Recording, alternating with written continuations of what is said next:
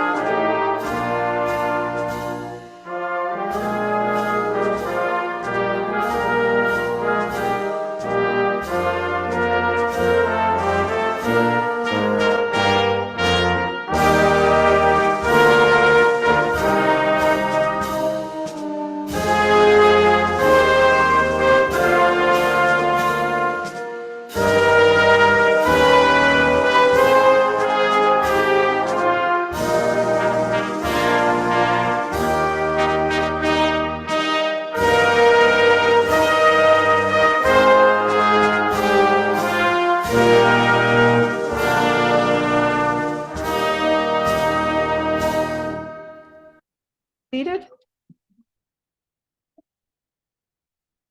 And I will ask the clerk for the roll call, please. Mayor Sue Patterson, Present. Deputy Mayor Warren Dickert, Present.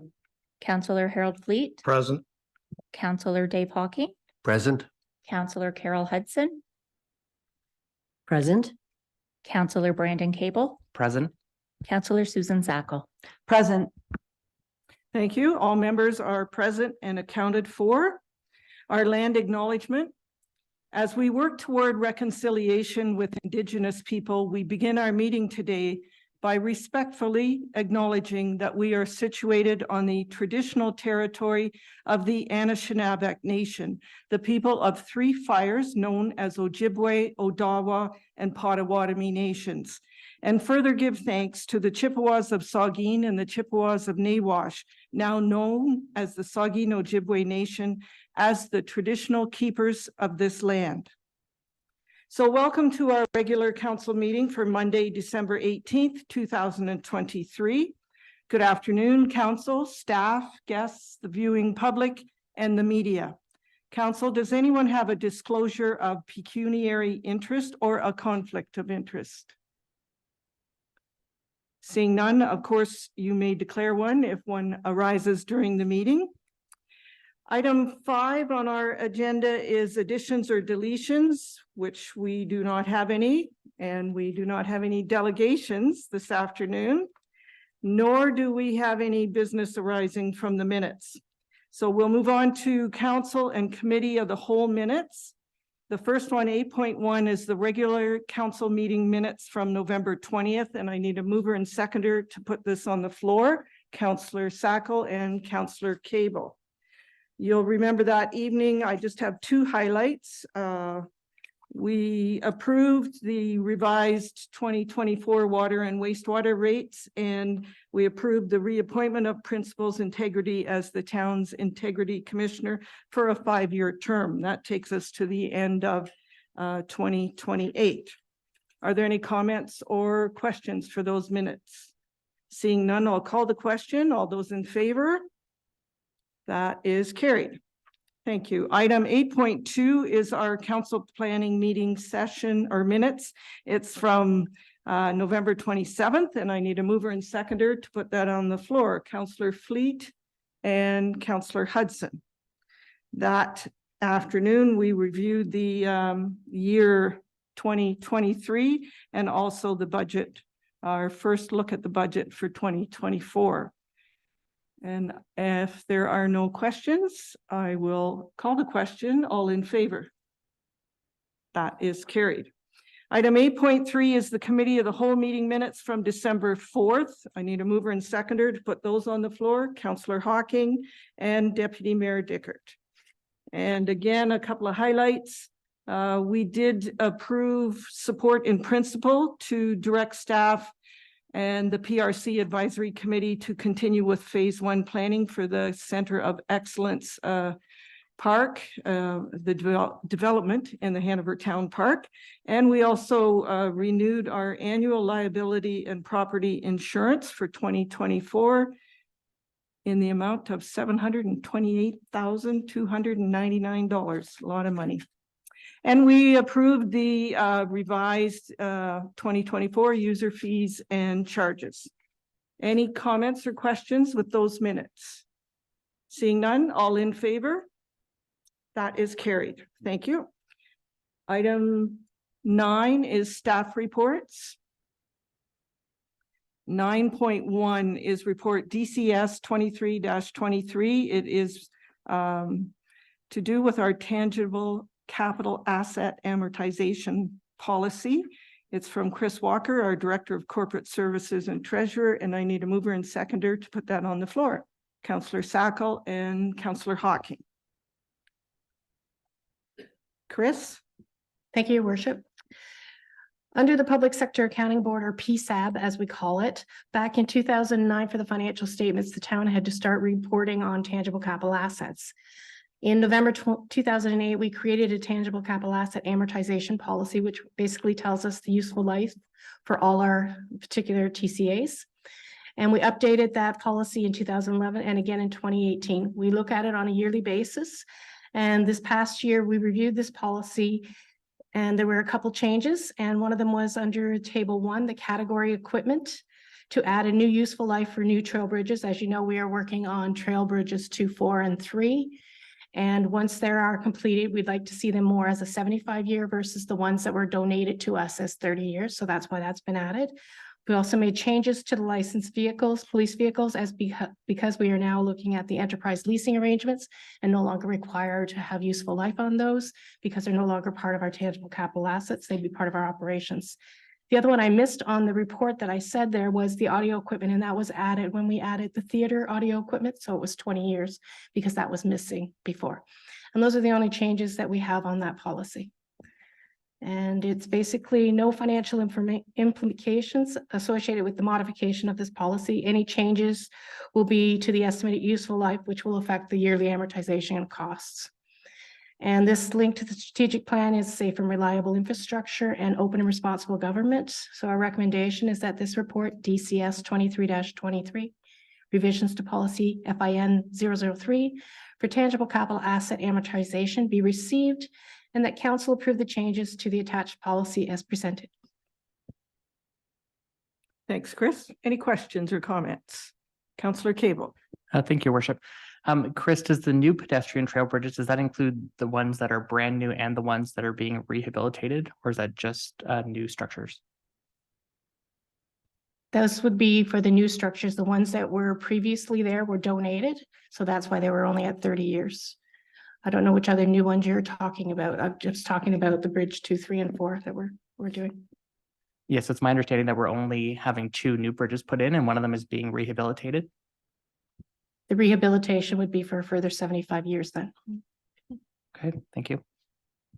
Any other comments or questions? I'll call the question. All those in favor? That is carried. 9.2 is report DCS 24-23. This is revisions to the policy for tangible capital assets. Again, it's from Chris Walker, our Director of Corporate Services and Treasurer. And I need a mover and seconder to put this on the floor. Deputy Mayor Dickert and Councillor Hawking. Chris? Thank you, Your Worship. Background is exactly the same. PSAB came into place in 2009. We had to have a policy in place as to what our thresholds would be. These were updated in 2011 and 18. And after a review with staff, we've gone through it and there's been a review of the thresholds as well as the government reports that we have to do. They're requesting a lot of the best practices for asset management is that we no longer have pooled assets together. So basically we'd have like 10 chairs that were worth $600 each. And then when you pooled them together, they became 6,000. So they reached that pooled threshold.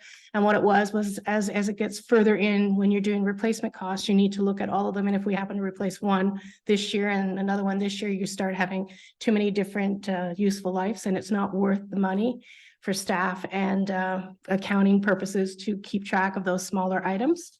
So that's why they're talking about removal of grouped and pooled assets that added up to 5,000 previously. And then we're also increasing the threshold from 5 to 10,000. As we know, the price of everything is going up. So 5,000 is now for like a little piece of equipment that we would not even need to be looking at as being capital. So that's why it has now been moved up to $10,000. And all the changes and additions on the attachment are in red, and any elimination of previous wording is shown with a strike through. So if we go to that policy, you'll notice on page 2 of that, on what page number is it on your 26 of your package? The grouped and pooled assets has been stroken out because we're no longer using pooled assets. And then on page 4 of the policy, which is page 28 of the package, you'll notice that all the thresholds have been switched from 5,000 to 10,000 and the removal of the pooled assets. And then the last page of that policy, which would be on page 9 of that policy or page 33 in your package, it would be the capital leases if we had any for $10,000. Keep in mind, the enterprise is not a capital lease, it's an equity lease. So it's basically owned by enterprise for the whole 5-year period. Only at the end of the 5-year period do we get the money back. So we're basically getting a vehicle for 5 years and getting to pay for it over a 5-year period. That's how we're basically looking at it. And then the next page, 34, is the capital asset inventory. We've removed anything that represents anything pooled, such as pooled equipment, pooled IT, and pooled furniture and fixtures. And that's the change for that one. And there are no upfront financial implications associated with it. There will be a small reduction in our future replacement costs because these types of smaller items will be removed from the tangible capital asset plan. The link to strategic plan is safe and reliable infrastructure and open and responsible government. Recommendation is that this report DCS 24-23 revisions to policy FIN 007 for the tangible capital assets be received, and that council approve the changes to the attached policy as presented. Thank you. Any questions? Deputy Mayor Dickert. Thank you, Your Worship. And you touched on the one that I had 3 actually. What would be an example of a capital lease item? On the functions charts, we show roads in 2 different departments on page 29, show them in environmental services as well as transportation services. And in definitions, we removed pooled assets, but we still use the term pooled furniture. Just, can you explain those 3 things? We missed the pooled furniture that should have been removed. And as for a capital lease, that would have been when we, do you remember when we had fiber brought into the town and we had dark fiber put into all our different locations, and we had a bunch of switching machine that was about $40,000 worth of switch equipment. So that was basically a capital lease. They gave it to us and then it was a lease to own at the end. So we had to pay for that through a lease program. And then at the end of the lease, it became our program, and that would be called a capital lease. And what was the third question about the roads?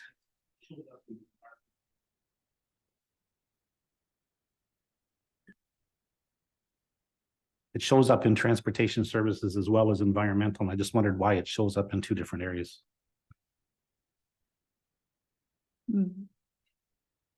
What page are you on, Deputy Mayor? Yeah, which pages are you on? Page 29. Under the functions chart.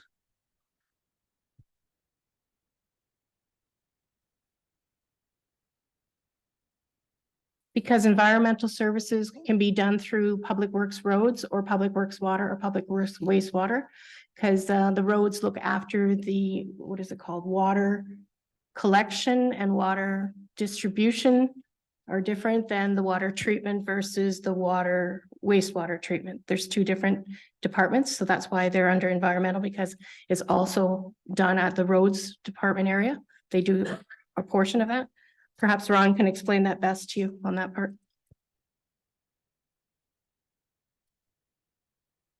I guess when it talks about department, when it's in environmental services, what I would call straight public works is more or less just the roads. But within our public works roads department, we're also doing water and wastewater services. Our roads department looks after the sanitary sewer infrastructure that's out underneath the roads, and looks after the water distribution system. Over and above, there's another category, another area which would fall into, which would be more of the treatment end of it. Got to be honest, I'm still not quite following that. I can explain that. We've got two different departments. One is strictly water, one is strictly water and wastewater, which look after the treatment plants. And then you have under the roads, anything to go under the roads would be the water collection and the distribution. And that's handled through our Public Works Roads Department, even though it's still covered technically through the water wastewater rates. We have two different departments that are looking after water. If it's under the ground, it's being done by our roads department. If it's in the plants and being distributed into the water towers, that's through our wastewater and water treatment plant personnel. So they're different departments. So that's why they're recognizing the departments versus the function.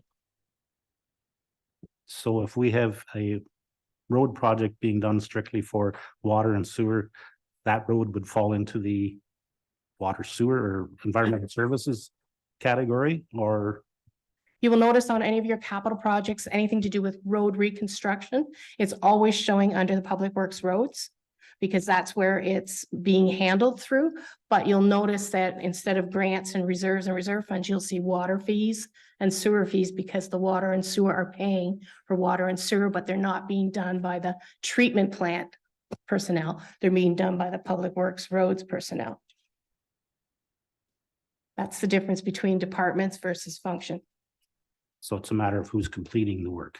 Correct. Anything to do with roads, anything on the roads, under the roads, or wherever it is, it's done through the Public Works roads guys that do your snow plowing, clearing up, anything to do with the treatment of water or the distribution of the wastewater to the towers or to the road or to the Saugeen River, I guess it is, the effluent, is all done through our treatment plant operators.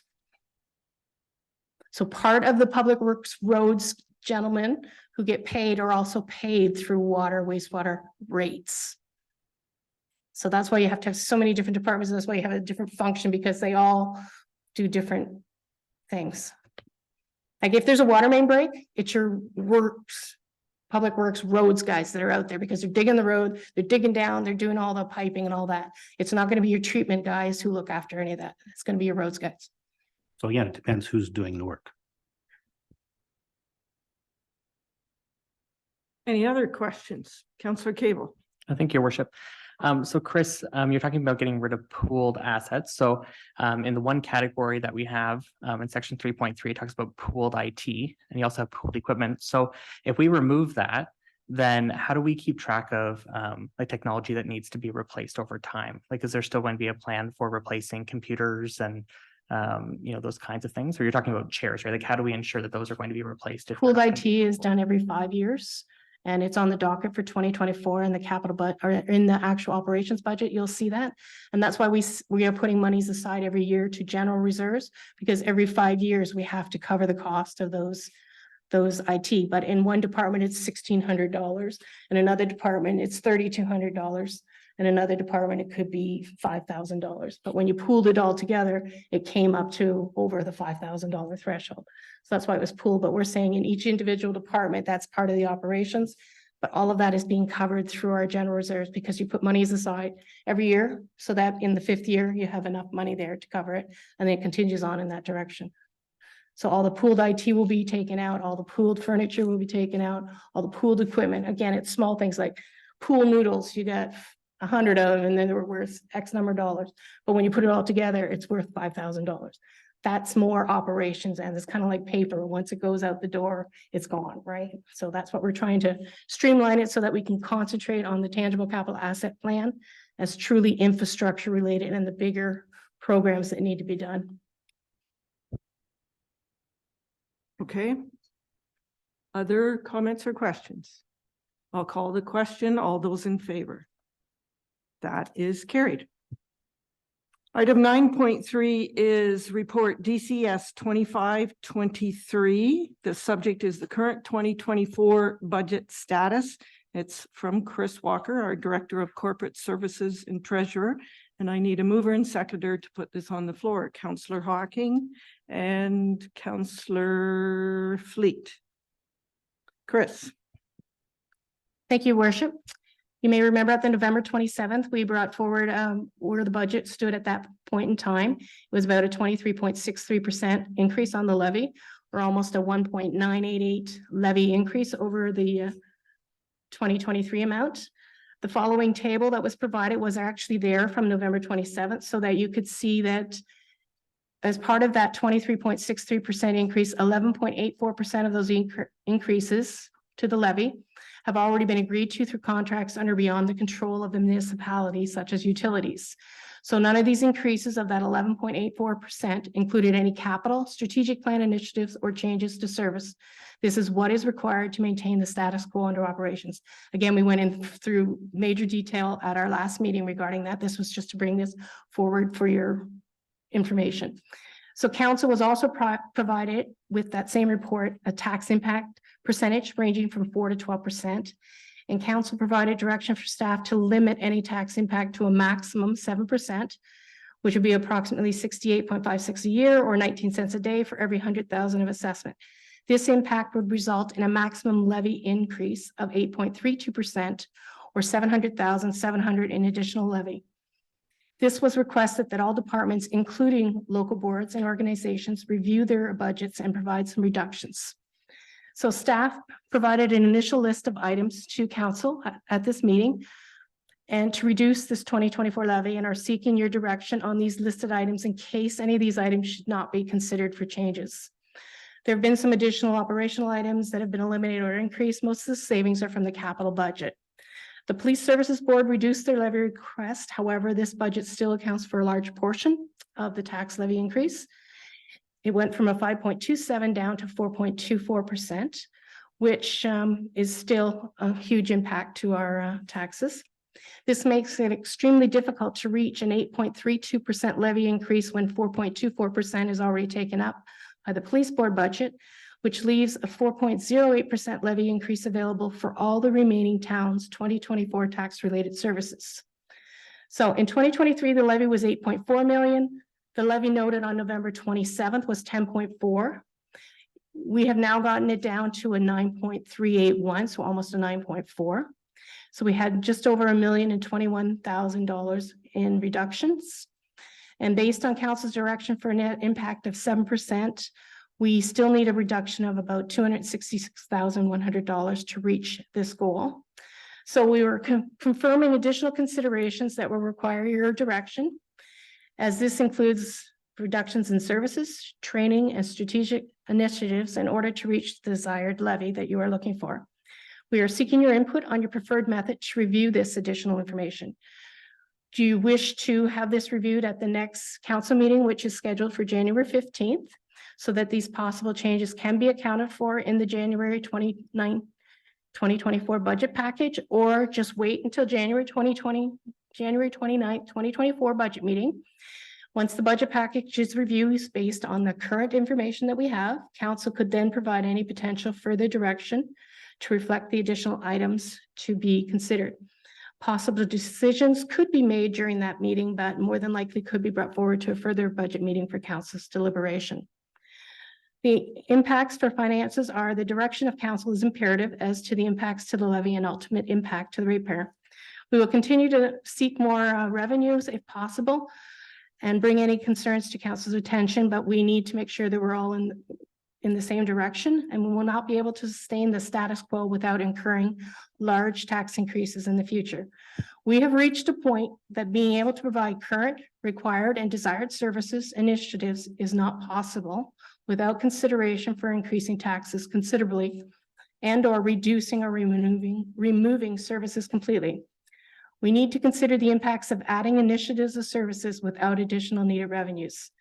The link to the strategic plan is all 5 goals: safe and reliable infrastructure, healthy and welcoming community, strong and vibrant economy, balanced growth, open and responsible government. Our recommendation is that this report DCS 25-23, the current budget status, be received by council, and that council provide direction as requested in preparation for the presentation of the draft 2024 budget to council in January 2024.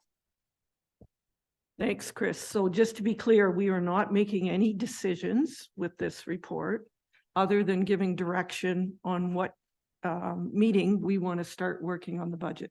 Do you want the initial one at January 15th? Or do you want it all to come on January 29th? And with that, I'll open it up. Deputy Mayor Dickert. Thank you, Your Worship. I guess I was, after our discussion back on whatever date that was, I was of the impression that we were going to receive this back with a target 7%. And then we would have to decide what we were going to do with it from there. Because to get to 7%, there's certainly going to be some big changes that are required. So I guess I'm a little confused as to why we're seeing this back at 10 point something percent here tonight, when I thought we were pretty clear at that point in time what our target was. I also thought, based on my understanding, that January 29th was going to be our time to look at it, not January the 15th. That was, you know, we looked at some other dates. We had hoped to do it in December, but then with the changes we requested, we were told that staff needed extra time to do that. So I guess I'm looking for an explanation as to why we're looking at this tonight, when I thought it was fairly clear what we were looking for January 29th. Through your worship, we wanted to bring to your attention the ones that we have right now on the list before we start moving further into doing all these cuts. Are any of these? No way is it going to be allowed to be cut. So we were on, this is our first track on it and saying these are the ones, basically the low hanging fruit that we could actually go to and make changes for without doing major cuts. We want to know, are any of these? No way, you cannot cut that whatsoever, and then we can come back. It's up to you whether you want to see it on the 15th or 29th. We're just saying that we have some listing here. It's going to be a tough sell to get to 7%. The point is, when we present to you, we don't know what it is that you want to cut. So we can only tell you that right now we're at this point in time. If you want to get down to 7%, you need to cut here, and here's some suggestions. Sherry? So through you, Mayor Sue, and again, this was meant to provide you with an update. And Deputy Mayor Dickert, I appreciate what you're saying. However, staff have put some time in and have found some savings accordingly, and we wanted to make you aware of those so that we are proceeding in a direction that you are okay with, because if not, then we need to be considering other things as well. So again, this is that initial list to get it a little bit closer to the 7% that you have directed to staff. And as the report indicates, there is a second list, which includes those reductions in services, training, and strategic initiatives to help us get closer to that 7%. The intent of possibly bringing it on January 15th as an option was so that, and again, you've been through a budget year, you hear staff say, okay, here's what our budget includes, and this is what we're going to be able to do. And for you then to have a list that you're now deciding on things to possibly reconsider, it's kind of a bit of an oxymoron in that we're just saying we're proposing to do this, but it's also on a list of being reconsidered. So the thought of it bringing it on January 15th is that if you agree to some of those things on that list, then we could build them into the January 29th budget presentation accordingly. Thank you. Deputy Mayor? While I appreciate that, I think we all knew going into this, there was going to have to be some, in order to hit our 7% target, there's got to be more than just capital items that are looked at, because we can't complete or continue to defer capital projects and expect the roads and the sewers to hold together. So there needs to be some fundamental changes to the way we get these things done. You know, Mayor Sue and I have sat through a couple of budget meetings with the county, and it's been an unpleasant experience, and I'm not expecting this one to be any better, because there's some really hard decisions that have to be made if we're going to hit that 7%. So I guess I'm just not, I think everything that you've got on this list definitely has to be on the table for our January 29th meeting, plus a lot more things. And some of them are hard to identify because we don't like to do that, but we need to do it under, in order to be fair to our ratepayers. And we need to look closely at everything. And you know, I'll go back to our last meeting where I was a little bit surprised to see us saying we're going to commit to the splash pad, and now I see splash pad on here as one of the items, and that was the point I was trying to make then. Why is it being considered when we know there's budget is going to have such a big impact on what we can or cannot do going forward? So again, if you're looking for direction from me, the direction is we need to get down to that 7%. And it's going to take more than just the capital items that I see listed here today. So with that, I'll look for my fellow councillors to jump in. Councillor Hawking. Thank you, Worship. Unfortunately, I wasn't at the November 27th, so I'm catching up a bit here. So I'm going to reference page, the one that with all the colors on it. I can't find it on my 41. Thank you. So we look at that green column at the bottom, and there's $1,021,200. And I'm sort of on the same wavelength as Deputy Mayor Dickert here. You will see that 86% of those savings come from capital, and 14%, which represents $143,800, comes from operating. I would like staff to focus all the rest of the costs coming from the operating side to meet our goal. If it's 7%, maybe after our discussion, we have to look at that goal, but that's what's established right now, because you cannot expect the town to progress when you're continually pressing against the capital side of the operation. In my former days, I was given, mandates of cut your budget by 5% and had to find it within the operating side.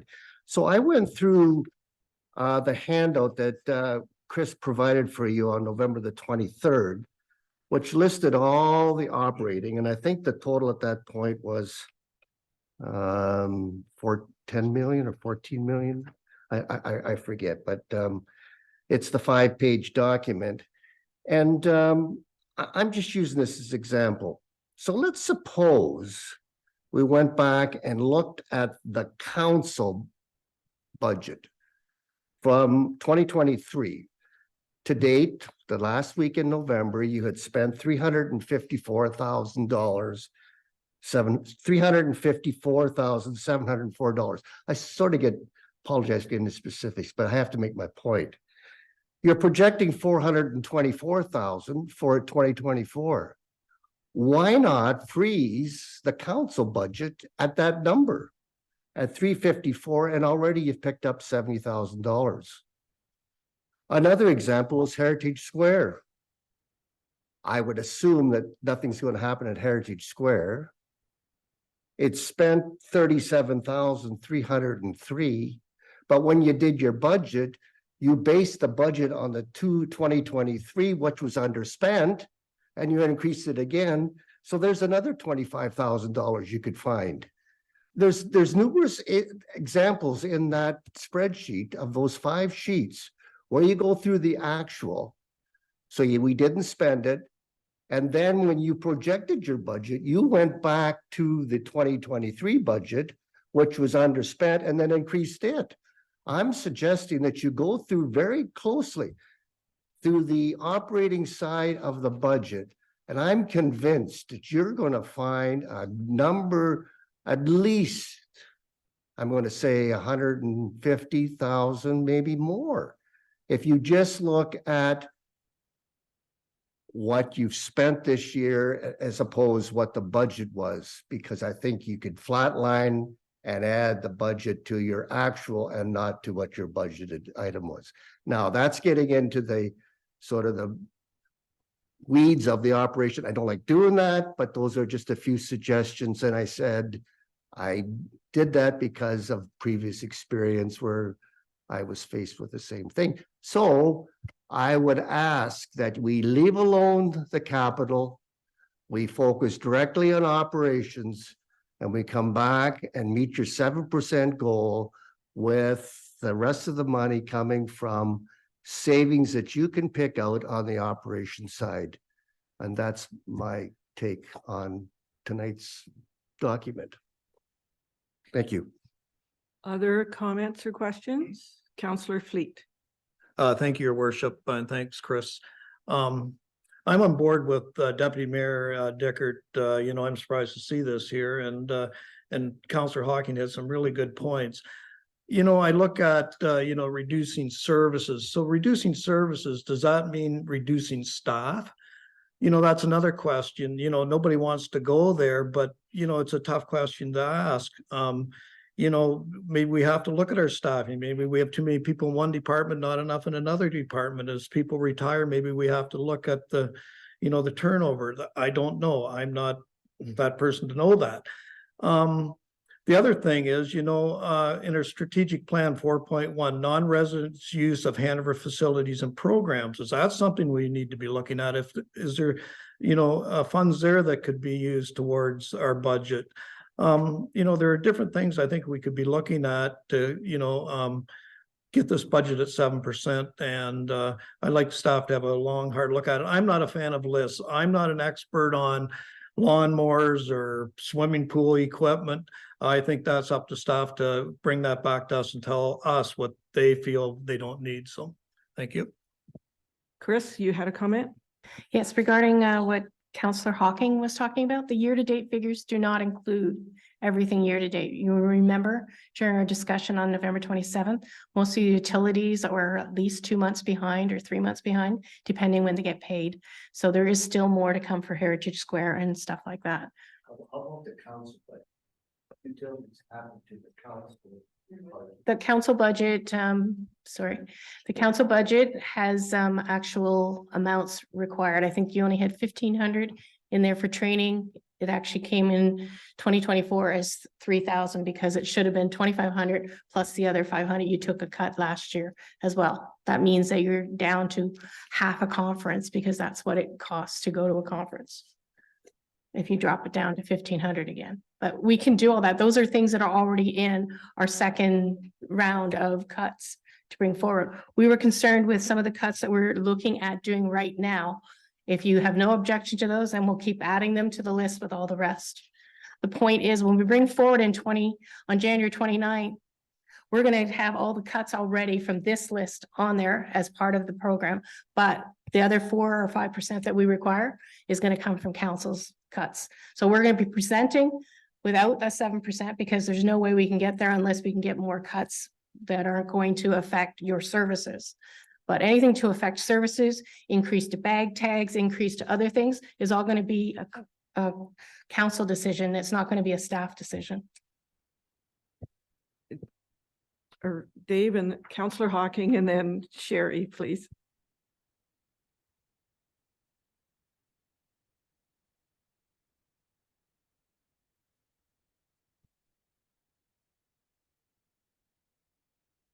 How's that? Good, thanks. I still don't follow the rationale when council budget, and I'm reading it, $354,000. It was $394,900. So that's a $50,000 deduction from what was projected in 2023. So where's the $50,000 for the last 5 weeks of the year? You then took 7% on top of the 394, not the 354, which then makes it almost $75,000 more than the actual at the end of November. I don't buy the fact that there's $75,000 out there somewhere that's going to come percolating in against the council budget. So that's what I'm just asking. Take a look at it. I'm sure you'll find some savings. Another thing that the police commission does, if there's a constable to help the budget, we delay the hiring for 6 months. So that helps the budget. If Councillor Fleet, mentioned the fact about, you need to look at maybe shifting stuff around. There's all kinds of possibilities. It's not just simple go through and slice this and slice that. I think we have to take a look and do it methodically with compassion, but understand that please stay away from the capital. It's not a good route to follow. You're going to just set the future councils up for more costs because we got to have our water. We got to have our hard services. It's critical for the well-being of the town. So that's it, folks. No more. Sherry, you have a comment? So I just, again, not to, I think I'll use Councillor Hawking's words to belabor, but the document before you that talks about initial changes tonight, that is revisions to capital. In the public works area, we removed or are suggesting that one capital item be removed, but we brought back into the mix 3 capital items that were initially on the list, and we made some initial changes before they came on November 27th. So again, a number of these things on here tonight are revisions to the capital. We haven't deleted any capital or suggested any capital be removed other than the CEO and splash pad, which is again just delayed by the planning happens this year with construction for next year. So that's what this list here is. And again, for us to come to that 7% that you wish to get to, we will need direction on these things to get to that point. So the next list is mostly operational things. And that list is in a fairly good state, but we need to have, that's the intent of bringing it forward in advance of January 29th. But that's again, if you prefer just to deal with everything on January 29th, that's what we can do. We're just trying to be proactive in the sense of giving you some, giving you items that the decisions can happen so that we can build them into potentially what would be a closer final budget on January 29th. Any other comments or questions? Councillor Hudson. Thank you, Your Worship. I'm just wondering, Chris, if you can perhaps just clarify for me under the splash pad revenue. I'm reading it and then it was added in and taken out. And can you just clarify that for me, please? Splash pad revenue accounted twice. Yes, yes. Go through that for me, please. Yes, I can. We removed the splash pad. It was going to cost $228,300. That was splash pad and COE, Center of Excellence together. They were removed as a full project in 2024 to be just engineering and planning that's required until the money is received from the donations. And what happened is when we did the first round for the $10,402,000 levy, the 300,000 was counted twice, once for donations and once as it was going to be part of the 540,000 borrowed portion. But then there was an offset because the amount for another project went in as a positive instead of a negative for that. It's the 116. So that's why it was about a 187. And then when we put the money back in, there's still overall a difference of $67,000. Oops, yeah. So as you're going through it really in more detail, as you're starting to see, because everybody puts in their own budgets and stuff, and then you have to try and balance it all through. And then you start seeing this, hey, this is not right. We've got extra money. Wasn't supposed to be there because they accounted twice, 300,000 for the donations and another 300,000 from borrowing, which was incorrect. Well, it was good that you caught that then, I guess. Yes, but we made savings on one hand and then had to give back some money on the other hand, right? So perhaps you can tell me with the budgets, how does it filter down to you? So that if it was incorrect, and then did you catch it? Was it caught the second round? How does that filter down from the different departments? Each department inputs their budgets. Then I make sure that all the stuff for insurance, anything that's long-term debt, any reserves, stuff is all put into their budgets. Wages and benefits are already put in there for everybody. So basically they're just looking at their materials and stuff that has to be done, as well as their capital projects. They put in all the information into that.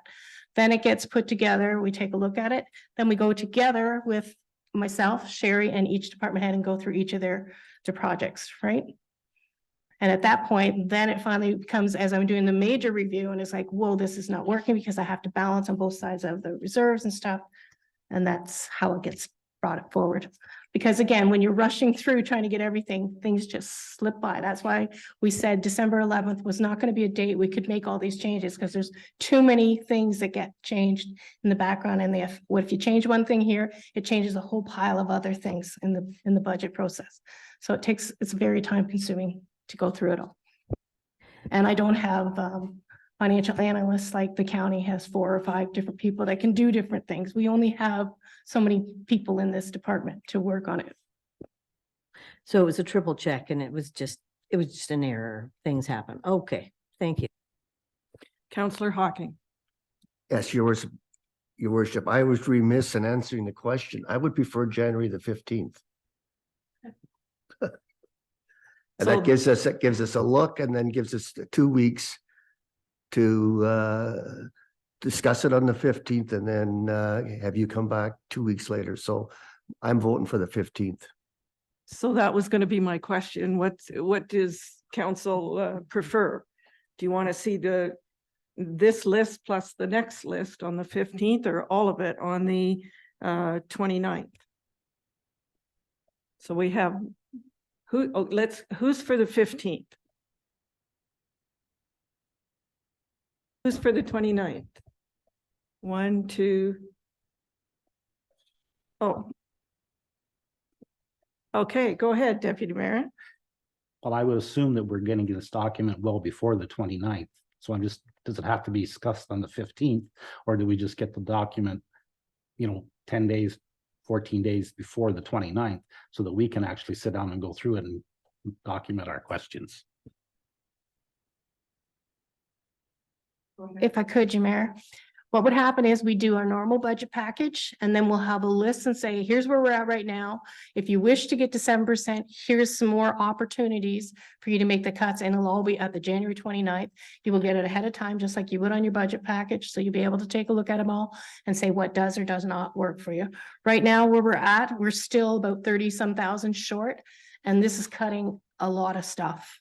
And we're talking nickel and diming here. 10,000 here, 2,000 there, 1,000 here, 1,800 there. All your strategic plan initiatives off the table for 2024. So these are huge, plus changes to your services. Again, we'll go through it like Councillor Hocking had suggested. We'll take a look at that, but you may have to look at increasing bag tags. I can give you an idea here, just to do the collection, to collect the recyclables and to collect the actual garbage collection. $2.50 does not cut it. You need at least $3.25 just to cover that portion of the budget. That does not cover the landfill budget, where you put money towards the landfill, as well as repaying for the cell number 2 that had to be rebuilt, as well as our reserves that are set aside for that. Because you want all the commercial and industrial to take part in putting that monies aside for that. But the collection itself, you need at least another 75 cents, and every 50 cents is $40,000. Just an example of a possibility where that's a huge impact to the customer. So everyone's going to rush out and buy bag tags now. So Councillor Cable and then Councillor Fleet. Thank you, Your Worship. And I do agree with Councillor Hocking that we definitely need to focus on the operations side when we're looking at making these further reductions here. I really think that I want to see creative solutions when we come back to look at this, whether it's January the 15th or January the 29th. But I'm a little worried by the comment that we're kind of nickel and diming and trying to save money from this pot and this pot. I'm looking at how do we do things differently? Like I don't know, look at the Parks and Rec operations and go, okay, this is our current model. How could this look completely different? Is it different hours of operation? Is it a different staffing model? Is it outsourcing versus the way that we currently work? Like, I want to see options that are a little bit more creative than just, we're going to increase fees. I also want to make a reminder that, as it's noted in the planning budget meeting, 7% was the maximum that we discussed. And I believe that the discussion really was around 6 to 7%. because we ultimately know that a 7% tax impact is really 8.5% on the levy. And so usually we'd be able to find the savings within the addition to the assessment roll for the year. And I think right now that's kind of being hidden into the levy when we're now talking about the tax impact at 7%. Councillor Fleet. Thank you, Your Worship. And getting back to garbage bag tags, Chris, I noticed, I just read where the city of Owen Sound increased their garbage bag tags to $3.50. Sherry? I just, Counselor Cable, your notes are taken. Creative solutions. Time isn't necessarily on our side for the types of creative solutions that perhaps you're asking for. Can that be something that we work towards in 2024? But, you know, operations models and changes in those aren't something we create in 2 to 3 weeks' time. And I just wanted to be upfront about that. Yes, we would have to, there'd be committee meetings and then brought back to council, but the idea is there and we should look at it. So, okay, so let's do this again. Who's for the 15th where we have these reductions plus the second set? Okay, another question. Go ahead. So the purpose of the 15th is to hash through this? Or are we just getting the information for us to take away? Like, I just, like, are we having 2 budget meetings, one on the 15th and one on the 29th? I'm just confused at what we're trying to accomplish here. Can I, and Chris, by all means, through the mayor, add, the thought was that if we can provide you as much upfront information in advance, then you're more informed, okay? So initially the thought was on January 15th, if you have, let's say, list 2, you can say, yep, we want that to be one of the considerations, or no, we do not. Then we can build it into the January 29th overall budget process. So that was the intent. However, if that doesn't meet your needs, and hence why we wanted to bring this here tonight, because there's no sense staff doing something that does not meet your collective needs. As we've noted, the other option is it can just wait till January 29th and you decide there what you wish to move forward with. On January 15th, if that was the option, we would look for your direction. Yes, no, it's not there. And then we work to finalize that 29th budget. Correct, Chris? Correct. We just wanted to have, here's another list of things. Are these doable? Because they'll be coming off the list for January 29th. If not, we're going to come to you and say, we can't get to 7%. We're only at this point. Here's some other options. What do you want to cut? Then it'll be up to you. So at that budget meeting, what we're coming to you with is a certain amount. We can't get to the 7% without your input for all of these other items, because these are all the strategic items you wanted. These are all the operational items that are on the table, as well as these other ones. This will get you to 7% if you do them all. But again, these are huge impacts to the customer at the end of the day. Deputy Mayor, and then Councillor Hawking. And I realize the final decision rests with council. I fully realize that, but we need to have that information to know what those what items have to be cut to get to that 7%. And, you know, if we can have it on the 15th, I guess that's good, because then we can review it. But I just don't want to see us hash through, have a 2-hour budget meeting on the 15th when we actually have kind of planned to go to the 29th. And that was our goal. So, you know, if it's just being presented for information and for us to review, I think the 15th is good. I'd like to have 2 weeks to look at it. So I'm good with that. I just don't want to have 2 budget meetings because they're going to be pretty intense. Well, I have a feeling you're going to have 2 budget meetings regardless, because if we bring it all on the 29th, which is fine, you're going to go through and hash it and go back and forth. And we may at that meeting say, where does that take us to? But we may have to go back if we need to get more creative, as Councillor Cable had said. So we're going to come back again in February. But if you're fine with that, that works for us as well. It's whatever works for you. Just knowing that just coming on the 29th, we're not going to say we're here right at 7%. We're not going to be at 7% based on what we have to date and all the other stuff. And we didn't get a lot of help from the police coming in. So that 7% impact is 8.32% on the levy, which, as I said, only leaves us 4% for the town, because the police are their own entity and their own board. So that's already wiped out half, if not more than half of our levy that you're asking the rest of the board to be creative with. Counselor Hawking. The reason I chose the 15th is I'm of the opinion that this is probably the most important decision we make in our year. And I'd like to have an opportunity to get the first template. And if I don't like it, I have 2 weeks to research. And if staff comes up with, here's a savings of $50,000, and I say, but what about my council position? We can go back and forth rather than have everything on one day and say, make a decision. I like the fact of getting it a draft, 2 weeks to review it, ask questions of staff, what does this mean?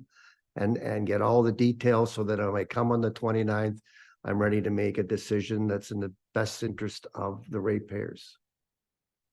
Thank you. Thank you, and I agree with that. I find it's important to think about the effects these reductions are going to have.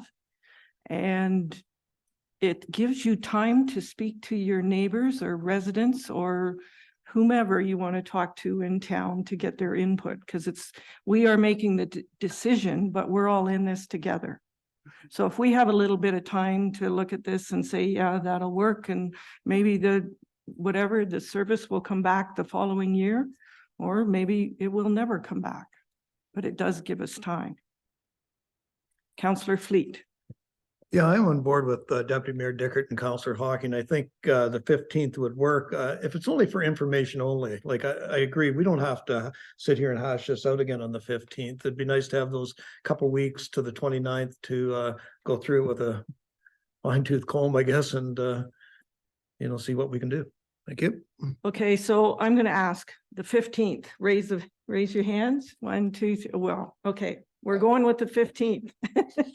That's the vote. If I can be clear, it's just for information purposes only. You're not going to tell us yay or nay on those. Those are just options for you to think about. So when we come forward on the 29th, just to give you a heads up, we're not at 7% when we come in. It'll be based on your cuts from a few of the others, as well as any others that you have brought forward. Okay, are we Yes. correct? Deputy Mayor? I was fully expecting we would be at 7%, and there's going to be some painful information there. I realize that. But that was what our direction was to get to 7%. And if, well, we may not like it, and we may say, no, I guess we can't do that. But I think I'm sitting here thinking I want that option to make that decision. So our direction was to get us to 7. And in fact, Councillor Cable said, or someone said it was actually less than 7, I think is what the discussion was, but fully realizing that's going to be really hard. And that's where we're going to have to make those hard decisions as to what it is or isn't. So can I get clarification then? So you want us to put those in? Just wait. I can share it. I was just going to say that the items on the next list will require your direction of yes or no. But they are right now in consideration. If they were all yeses, then we still have $30,000 to find approximately, which Chris has noted in a report here. Otherwise, on the 15th, you're going to receive that list for information. The budget, as Chris has said, that comes on the 29th will not be at 7% until we know your direction on those lists of items. but 7% will be achievable based on those list of items. We still have to find another $30-some thousand to do that. But as I said, 7% or even less, as some have asked, will be achievable based on the information we get. Based on the second list, but they will not be included in the first package that we're bringing to you. We're saying, we've got you to say a 10% levy. You want it at 8 to get to the impact of 7. Here's what we need to cut. We can do this, it'll get you there, but you need to say yes or no to these because these are huge impacts to the ratepayer. That's where we're coming at on the 29th. We're not going to be at 7% right on the 29th. We'll be there with the options. That's what you're right? Okay. Counselor Cable and then Counselor Sack. Thank you, Worship. So just to be clear, so the list that we're going to get is going to get us all the way to 7%. We're not going to still have a $30,000 difference, right? We're going to make sure that the list in total will get us to 7. Right. We are going to try and find another 30 to 40,000, possibly 50,000 more if we can. But as of today's date, as I'm going through all the stuff, I'm saying I haven't got you there yet to 7%. But when we bring that list to you on the 15th, these amounts could get you to where you wish to be. Okay, and I think that that's a good way for us to go, right? These items could get us to where we wish to be.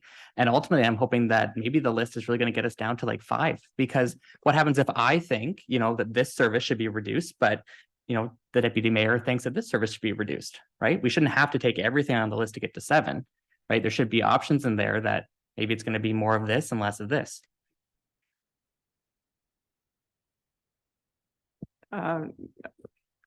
Yes, all the options will be there, whether it gets us any lower or whether we're higher, the options will be there. Sherry?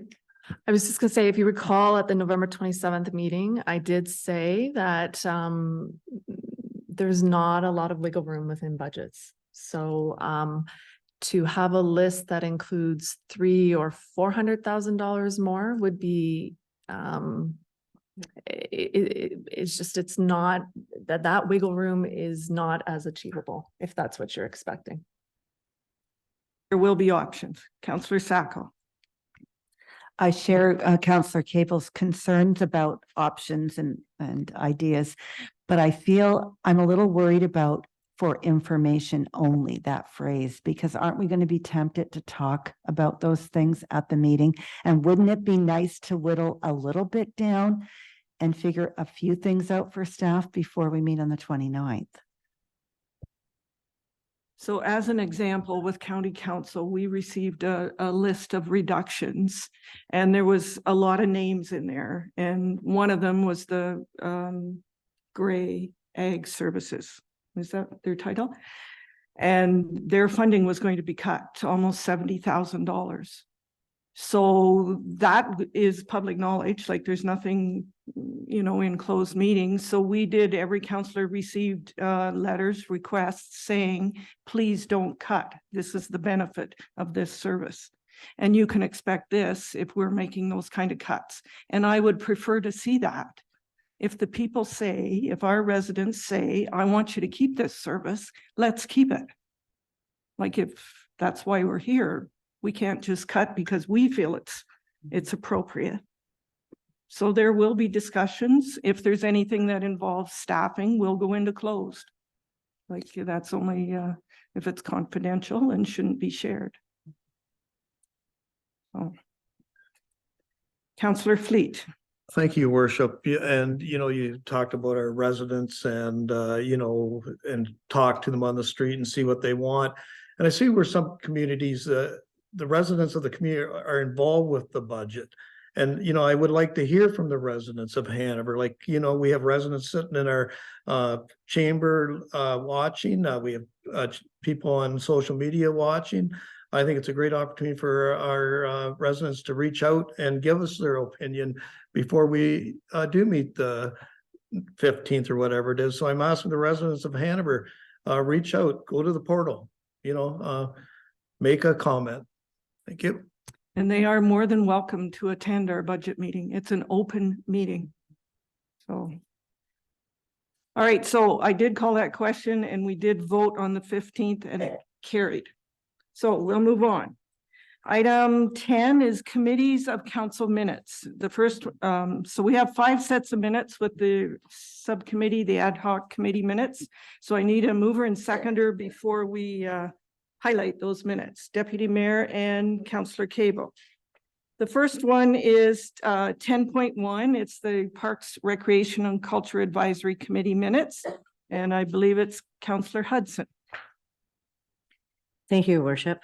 Parks, Recreation and Culture met November the 27th. reviewed the COE phasing and concept review. We reviewed the review. And we've all discussed all of that last meeting here. And as well, a few things upcoming, P&H Center Boiler Project. It's scheduled to close December the 11th, which is just passed, with construction date stipulated as June 3rd, completed September 6th.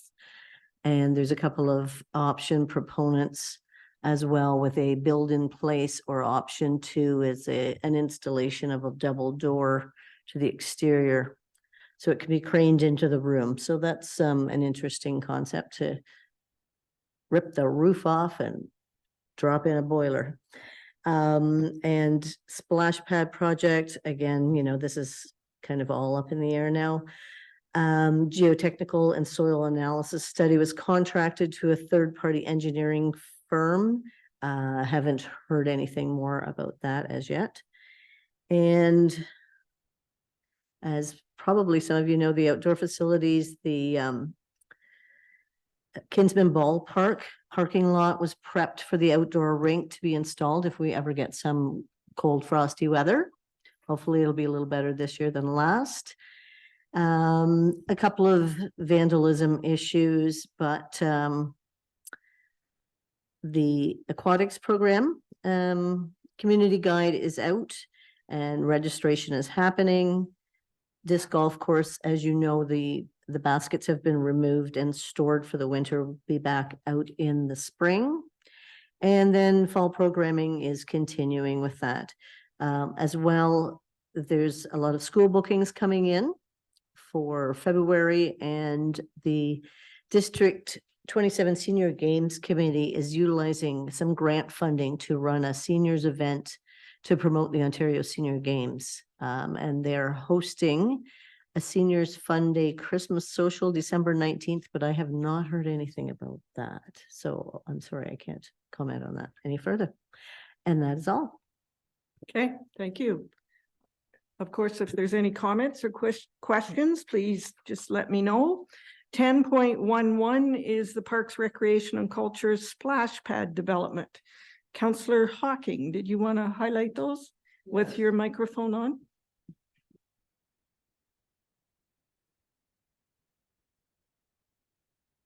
Been a while back there, isn't it? Well, basically right now we're in our quiet phase, which means we've identified people, and we're making requests individually, and hopefully we get some response after the new year. Marion has made a presentation to the Rotary Club, and I will be making a presentation to the Lions Club in the new year. And our splash pad logo is dynamite, absolutely dynamite. And to the people that I have approached, they echoed my comments, but we're moving along. So hopefully we raise our goal by May of $360,000, and then we start construction. When do we get to see this logo? I don't know that.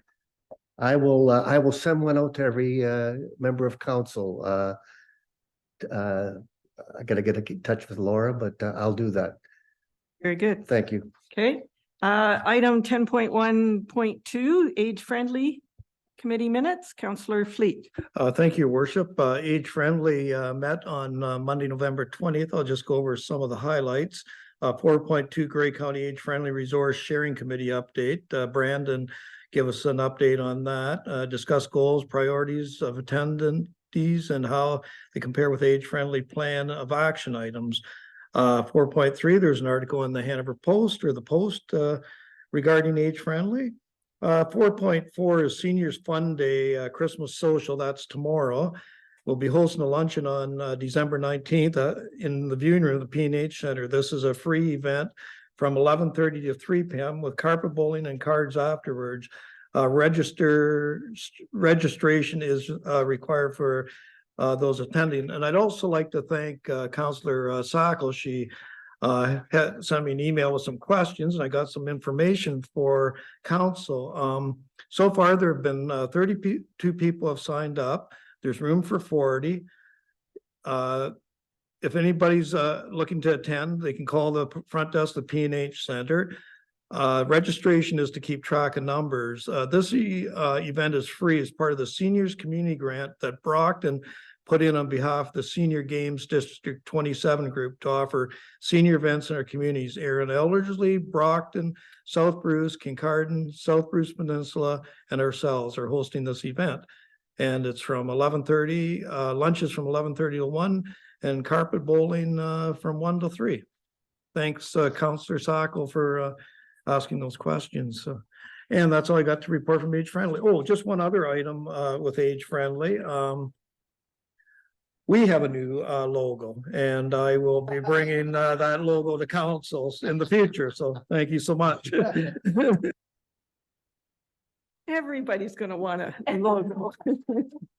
Very good. 10.2 is Economic Tourism Cultural Development Advisory Committee minutes.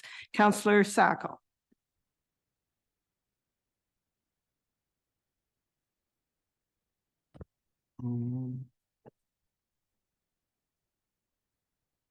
Thank you, Your Worship. Well, we approve. Oh, no. Sorry, that came later, didn't it, Vicky? I'm doing economic tourism, correct? Yes. Right.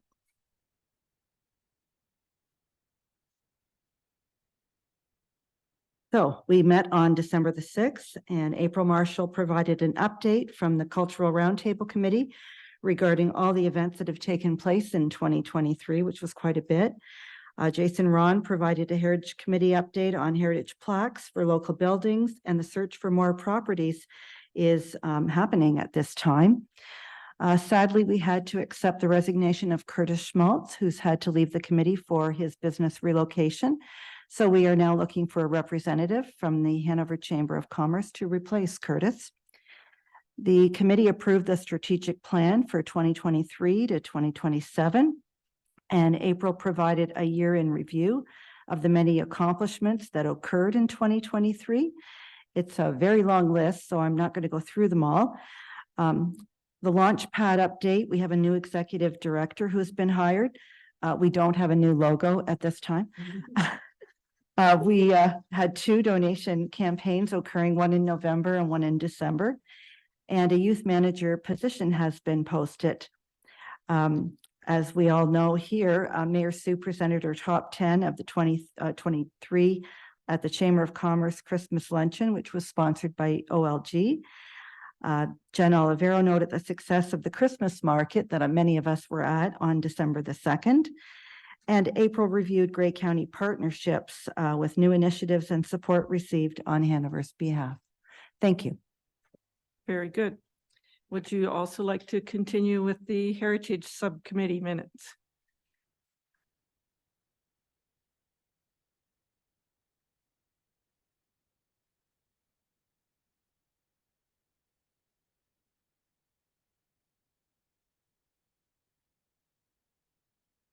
Thank you, Your Worship.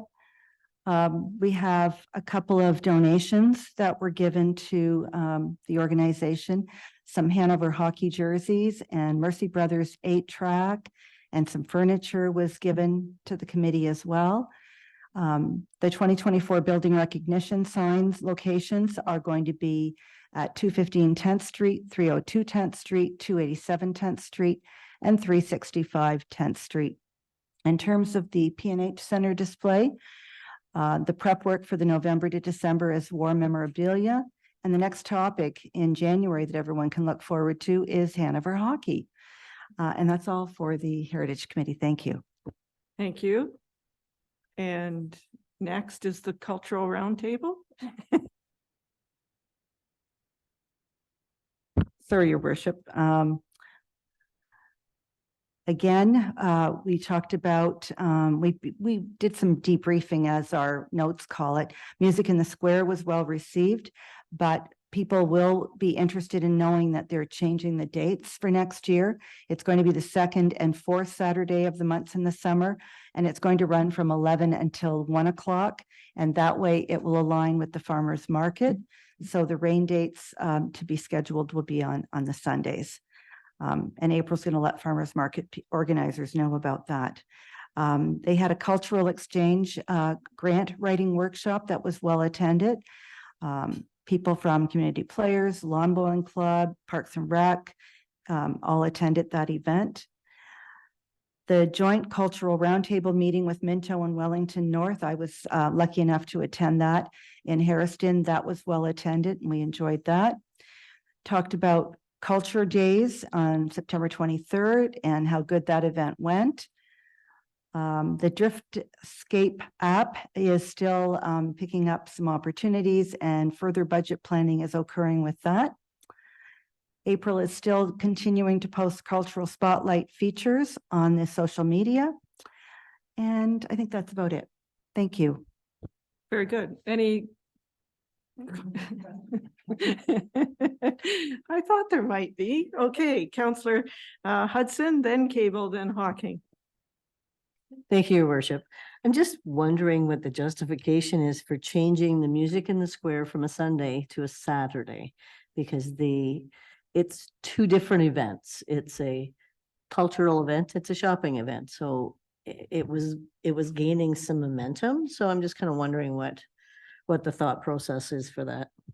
I'm going to have to pass that to April Marshall, through your worship, because I'm not actually on that committee. Yeah, I can definitely take this initial response back to the group, but our initial thoughts are, there's a few reasons. One being, we viewed Music in the Square as an opportunity to bring people downtown for shopping. And what we're finding is that a lot of stores aren't open on Sundays. So we're not really having that economic impact that we're hoping to have with that. The second being staff resources. This building is not open on Sundays, so we're bringing in additional staff to open for washrooms and things of that nature. And the third being that we want to support the farmers market. The farmers market is trying to get traction. We feel like this could complement that, and then again, bring more people downtown to have that economic impact to create more foot traffic when stores are open. So those are the thoughts that we've initially had. I know you're welcome to provide me feedback if you feel like this is a no-go. You know, we're happy to do that, but I think just the whole idea behind Music in the Square and it happening on Sundays isn't being realized to that degree. I know it's very good for the people that attend it. I know they enjoy it on that day, but we're hoping to broaden that audience and bring more people downtown. Councillor Cable. Thank you, Worship. I'm related to the same item. I'm just not entirely sold that 11 to 1 is going to be an ideal time for residents to come out for Music in the Square. So I would appreciate it if it could go back to the committee just to, have some thought around that. Certainly we know that washrooms are a challenge in the downtown, and we know that Sundays presents an obstacle, but I'm optimistic that by the end of this council term, we'll have an alternative solution for that washroom in the downtown. So I think it would be great if we can continue to look at Sunday. That's just my preference. I think that Sunday 2 to 4, I think we get a good audience for there. I would just be worried that 11 to 1, I don't know even about how that affects like people's schedules for the day, and whether or not the temperature is different in that time frame than what we typically see in the afternoon. Councillor Hawking. Thank you, Worship. Guess what? I'm on the same playing field as Councillor Hudson and Councillor Cable. This will be our 4th year, Brandon, or? I think so. But anyway, I think it's just starting to get going, and the word's out there, and people are assuming that, yeah, Sunday afternoon, it's casual. I can just go down, and I think it's an error to move it to Saturday. I don't like the time right over noon hour. So that's my point. My second point is, who's looking after getting the entertainment for Concert in the Square? The cultural committee? April?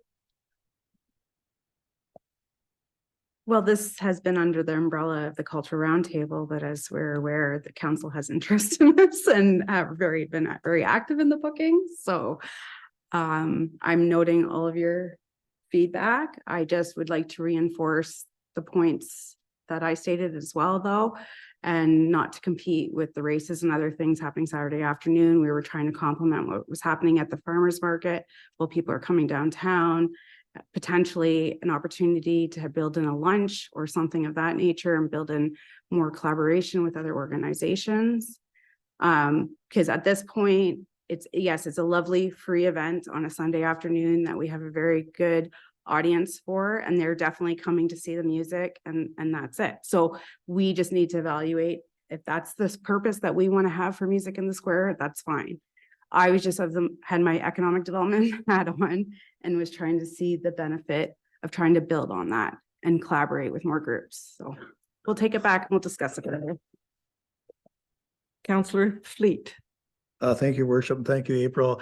The concern I had was the races, like post times at 1:30, so people, residents come down to our park from 11 till 1, they do some shopping. I don't know if it would affect the attendance at the races or not. That is a concern I have with the Saturday. I'm preference to Sundays. Thank you. So can I just ask, washrooms open on a Sunday, do we have to pay someone 4 hours? 4 hours, whether it's, okay. Thank you. Councillor Hudson? Does it have to be a staff member that opens the doors for the washroom? Yeah. Couldn't be a counselor that's already at the park? We need security here too. I mean, just because you open the doors, there's still people wandering around. You're not going to be here, but you're planning to do the security, refill the toilet papers and check out any issues that occur with the washrooms, because it's not just people going in. Using the washrooms tend to have a lot more things happen.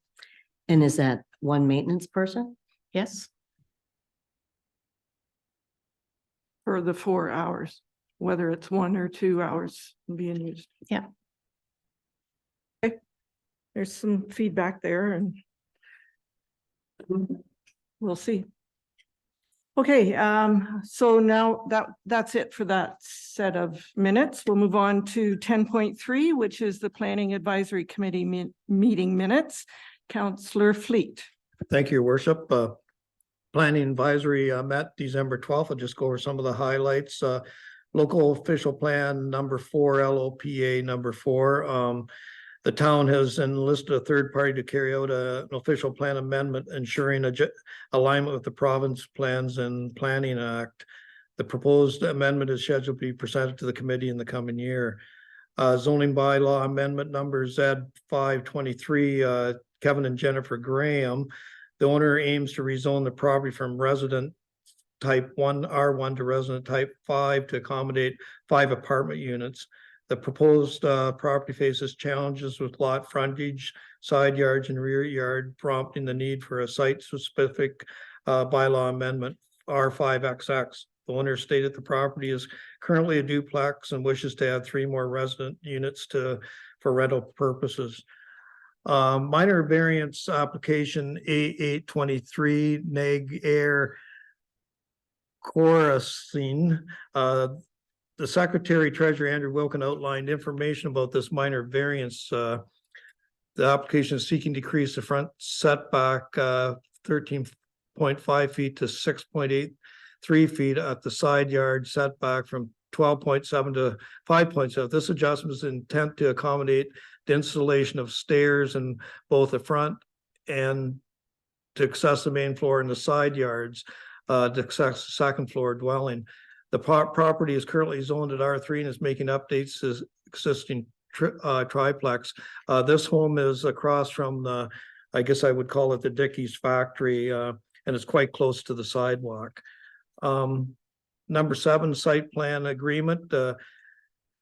Secretary Treasurer provide an update to the committee regarding the town of Hanover's sale of lands to 2832983 Ontario Limited. The specific location identified as part lot concession to side 2 SDR Part 2 Reference Plan 16R10599 will be known as 641st Street. The owner intends to construct an industrial mall with 7 units.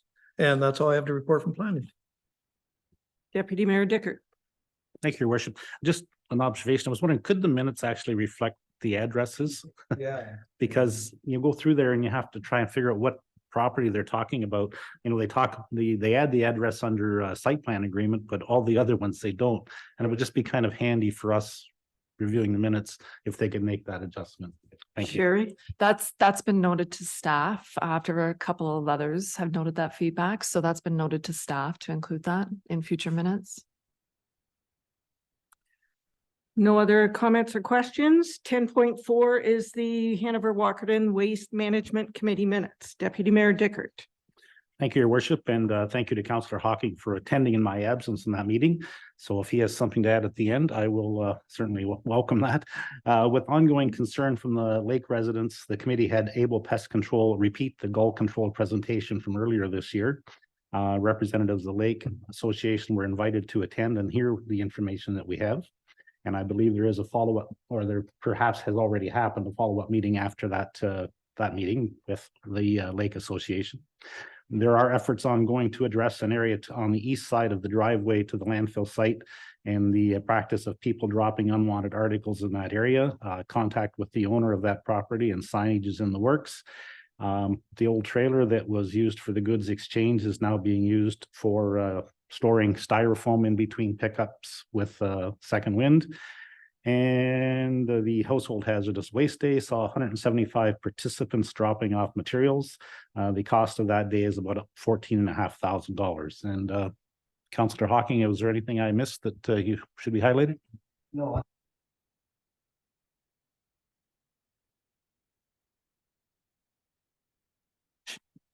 Sorry. I just found the person who gave the presentation was very good and informative, and hopefully Sherry's got a solution. Councillor Hudson. Thank you, Your Worship. I'm just, I am wondering if you can just clarify for me the household hazardous waste event, the event cost. So what is that for the disposal of those things? And where does that all go to? We hire a contractor to come in and gather that material and take it away for us and dispose of it in the proper manner. So that is the cost to have them come in for that day. And Ron, if you wanted to add anything to that. No, that's exactly what the cost is for the environmental service to look after the event for that day. So there's no cost of staffing or anything included in that? Ron Ron is the only staff member that's there because it's usually the Rotary Club It's that actually, volunteer, right? and a volunteer organization that accepts the material and helps to get it packaged up. So but we would see Mr. Cooper there if you go through that day. Did. Thank you. Okay, moving on. 10.5 is the Hanover Police Service Station Review Ad Hoc Committee minutes. And I would say Sherry was probably going to highlight these. Actually, Councillor Hocking is going to. So, Okay, sorry, Mayor Sue. Councillor Hocking. I thought maybe you were tired of hearing me talk. Just hang it, I've just lost it here on my thing. Okay. Thank you, Your Worship. New council, I just want to just give you a little bit of a history that we conducted an emergency services review in the previous council, and at that point, in that committee made 3 recommendations. One was to build a new fire hall, which we've done. The second one was to look at the renovation of the current police building, and the third was to look at the paramedic or that phase of the emergency services. Each unit decided to foster their own direction. I think some would have liked one common building, but it didn't work out that way. So we're now into the second phase of that emergency services where we're reviewing the Hanover Police Station. And as you know, you've heard comments through the minutes in the police services minutes. The cost of services has increased, and there's some feeling among the members, and you can see the members of the committee there, that we need now to expand the sort of the study and not just look at renovation, but look at a new building and do a comparison, just like the town did when they looked at retrofitting in the Coliseum or building a new P&H center. So we're in that stage right now. The minutes didn't show this, but we have taken a tour of Saugeen Shores. Same day the mayor gave her top 10. It really was eye-opening when you look at the facility from a newer perspective and compared to what we have. And one of the main concerns, of course, is the safety of our officers and safety of the public. So we are beginning the process. Our next meeting is January the 3rd. We did have our meeting of the Saugeen Shores, and it's moving forward. And if our goal was to make a presentation to council in early year, but that's not going to happen because we have more due diligence to do. And our next meeting is January the 3rd. So I'm open to any questions regarding this ad hoc committee. Thank you, Councillor Hocking. Are there any questions or comments? None yet, Councillor Hocking. Okay. Okay. All right. So that was the last set of minutes for that motion that's on the floor, and it was moved by Deputy Mayor Dickert and seconded by Councillor Cable. We are receiving the information and approving the recommendations contained in the minutes that were just highlighted. Are there any further comments or questions? Seeing none, I'll ask the question. All in favor? That is carried. Item 11 is bylaws, and we have 4 bylaws, and I will ask the for a mover and seconder before I ask the clerk for the intent of the bylaws. Deputy Mayor Dickert and Councillor Fleet.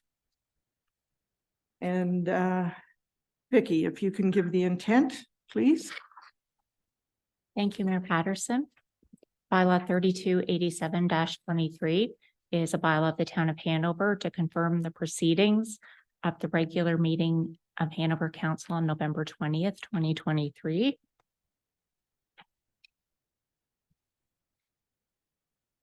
Bylaw 3288-23 is a bylaw to approve and authorize the transfer of certain property between 504-5497 Ontario Inc., 92962561 Ontario Inc., and the town of Hanover.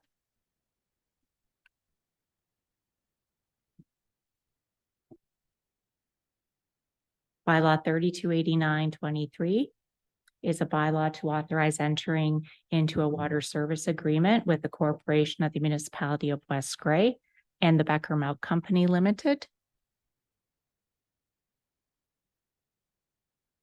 And bylaw 3290-23 is a bylaw to establish the rate, fees, and charges for various services provided by the municipality for 2024. Thanks, Vicky. So it's been moved by Deputy Mayor Dickert, seconded by Councillor Fleet, that bylaw numbers 3287-23 through to 3290-23 be introduced and that they be taken as read a first, second, and third time, finally passed, signed by the mayor and the clerk, sealed with the seal of the corporation, and inserted in the bylaw book. Are there any further questions or comments? Councillor Cable. Thank you, Your Worship. Just a quick question. Sherry, the winter guide for Parks and Recreation has already come out, and I believe the rates are already listed in there as far as pool passes, memberships, things like that. Does that document just get updated online, or how do residents know who picked up a hard copy that those rates are actually going to be changing as of January the 1st? So these rates will apply to the spring guide as opposed to the winter guide, given the information was already out. Excellent. Thank you. Any other comments or questions? All in favor? That is carried. Okay, so item 12 is correspondence requiring action. This is a request from the Alzheimer's Society of Grey Bruce to declare January as Alzheimer Awareness Month and to raise the Alzheimer flag. Any discussion, or did someone want to move it, or do you have questions? Councillor Cable. Thank you. I will move that, your worship. Do we have the ability to make the water tower blue? She does request that. I didn't know if we do that or not. No, I asked the same of Mr. Cooper. Well, prior to this, we've had other questions even about lighting this building and that type of thing. And it's not just a case of changing a light bulb with a different color. It's not an option. I did ask during the pandemic to have the cenotaph with blue lights in respect for healthcare workers, and very difficult to do. I think Bruce did manage to find some blue covers or something. Like, it's not an easy thing. So it would be nice, but so.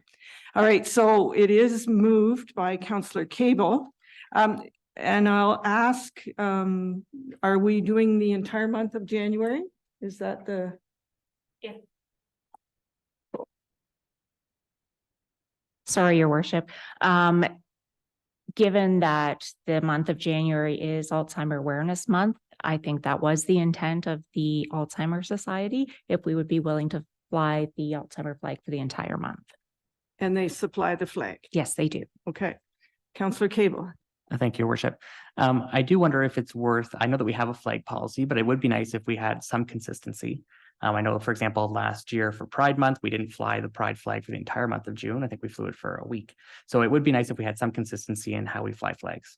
It's usually by the request of the organization or the individual, and the Pride flag was asked for that specific time and not our decision to change that. So for us to change those dates, and we have to be cognizant of other organizations that may also be in that month.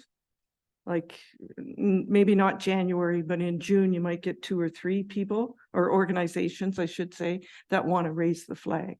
So to say each one gets a month or each one gets 10 days, we can check with the organizations, but to set specific times, like lengths of times, I don't think we can do it. So. All right, so it's moved by Councillor Cable. Did I have a seconder? Councillor Hocking, all in favor. So we're going for the month of January. We are not lighting the water tower blue. All right, very good. Item 13 is reports and correspondence for information. 13.1 is report ED 1023. It's the strategic plan for the economic, tourism, and cultural development. And it's from April Marshall, our economic development manager. April. Thank you, Your Worship. So this is for your information, an update to our economic development strategic plan. Our previous plan was from 2018 to 2022. In line with council terms. So we were due for an update. We saw a lot of success meeting or implementing a lot of the suggested actions and measuring against them. So we thought this would be a good opportunity to update that plan and to not duplicate resources or work. It was very timely as well because we were able to leverage the strategic planning done by our corporation, the town of Hanover, as well the Great Reset, which is Grey County's plan, and some of our previous plans or reports that we did through economic development. For example, the BRNE, which is Business Retention and Expansion, the 2021 Town of Hanover Recovery Report. So the Economic, Tourism, and Cultural Development Advisory Committee. We essentially went through all of the strategic plans that I just mentioned, and we started to form our new plan to an update. So we used our existing vision and mission because they were still relevant, and our 5 goals. that are centered around growth and attraction, demographics, engagement with the business community, culture, and tourism. And we were able to align the actions within these goals. And we have a very fulsome plan, I believe, to guide us for the next 4 years. And again, putting in those measurables for us to evaluate our outcomes and what partners and resources that we will use. So I won't go into too much detail. The recommendation is that report ED 1023 Town of Hanover Economic, Tourism and Cultural Development Strategic Plan 2023 to 2027 be received for information, and I would be happy to answer any questions you may have. Thanks, April. Any comments? Councillor Sacco. Thank you, Your Worship. I'd just like to make a few remarks as a member of that committee and watching April do her magic over the last year. It's amazing. And I'm really pleased that you're leveraging Hanover as a regional hub to attract some new businesses and local jobs. I'm impressed with the plan to work with the library for the newcomer resource hub. I think that's a fantastic idea. You've already made steps to strengthen relationships with our local businesses through your breakfast with the mayor and some other initiatives that have taken place. And I'm pretty excited about priority 5 with the tourism priority actions. So I'd just like to thank you, April, for your dedication and your leadership as the economic development manager for the town of Hanover. I think we're very fortunate to have you on staff. Thank you. Other comments or questions? Councillor Hawking. Thank you, Worship. I echo Councillor Sacco's comments. But I do have a question, April. Priority number 2, demographics. It says work with the Hanover Public Library to create a newcomer resources hub and share newcomer welcome packages that include a catalog of, and it goes on. It says the target date is the winter of 2026. Does that mean it won't come out till 2026? Through your worship, this is taken out of the Town of Hanover corporate strategic plan. So I think at that time we were looking at all of this, the strategic priorities and trying to space them out accordingly. So this is something that we could definitely start. I already see us taking steps towards it. I think we're just saying, though, we absolutely want to have it done by that time. Okay. Mhm. I think it's a very, very important part of the whole document.